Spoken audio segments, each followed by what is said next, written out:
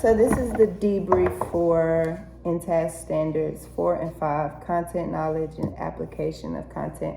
And that's where I did the video of the force and motion lesson. So I started off by just asking them what makes things move, and most of them had a pretty good understanding of it. There was a couple answers about like a remote battery, so we talked about that, like a remote making something move. So we talked about that a little bit. I did have a student who was being a little disruptive, and I had to ask him like to move to a different place. I just wanted to ask you about that. Like, do you think that's a good idea, or what should I do in that case? Yeah, I noticed that. It was brief, it was quick, they responded well. Is this someone you typically have challenges with in whole group? Okay, so then in that case, I would say yeah, because it's less disruptive that way. You didn't remove them completely. They're still part of the group. They're just a little further and behind others, so no one's going to be distracted by that. So I think that was swift and appropriate. Okay. So we spent a few minutes on the carpet just talking about how things move, pushes and pulls. I had them practice. That was fun. Yeah, it was fun. And then we said do what you would do if you wanted something to move fast or if you wanted something to move slow. So they had fun doing that. I love how fun you are. Sorry to cut you off, but you're like, not too fast. And they were all like, their faces lit up. So that was perfect. Yeah, thank you. You gotta keep them engaged.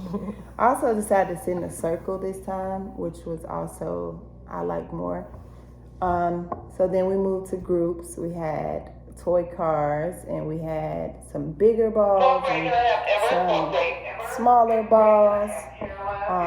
And they just practiced doing the same thing, pushing and pulling, and then they rotated between using balls and using cars. They used little ramps, and they did that for about 10 minutes, which they really liked. And exploratory. And it just helped them like make the concept of pushing and pulling. Was this your first lesson of force and motion? Yes, it was. So we do a whole unit on force and motion, as you know.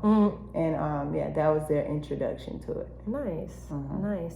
Can I ask you a question? I saw you doing a lot of nonverbal signals.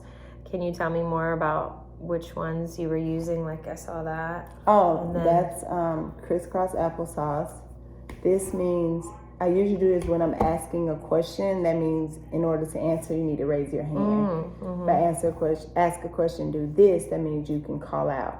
So they, and that's one of my favorite things we learned from, there was a lady we have about behavior. Oh, Queen Bee, behavior. Yes, the behavior queen. Behavior queen. That was one of my favorite things I learned from her, and it works really, really well. Yeah, they responded immediately.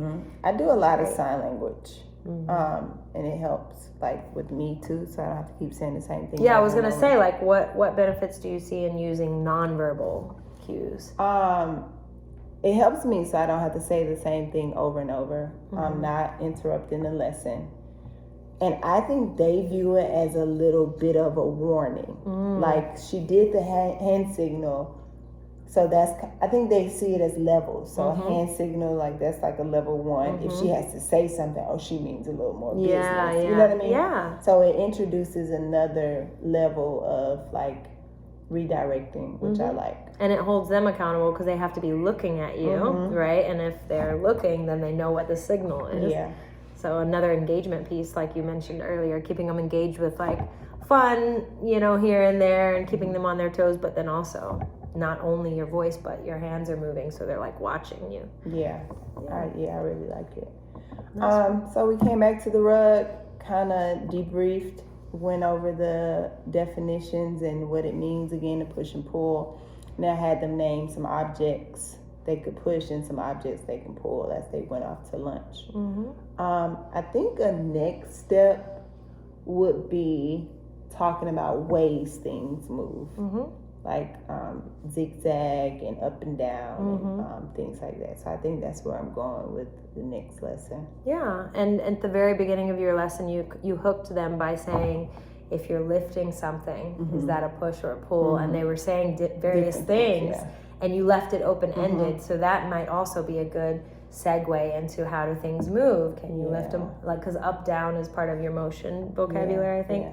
So, like, kind of connecting that open-endedness to another lesson. Not necessarily answering the question for them, but keeping that connection, continuity. Okay. Yeah. All right. That's it. Great job. Thank you.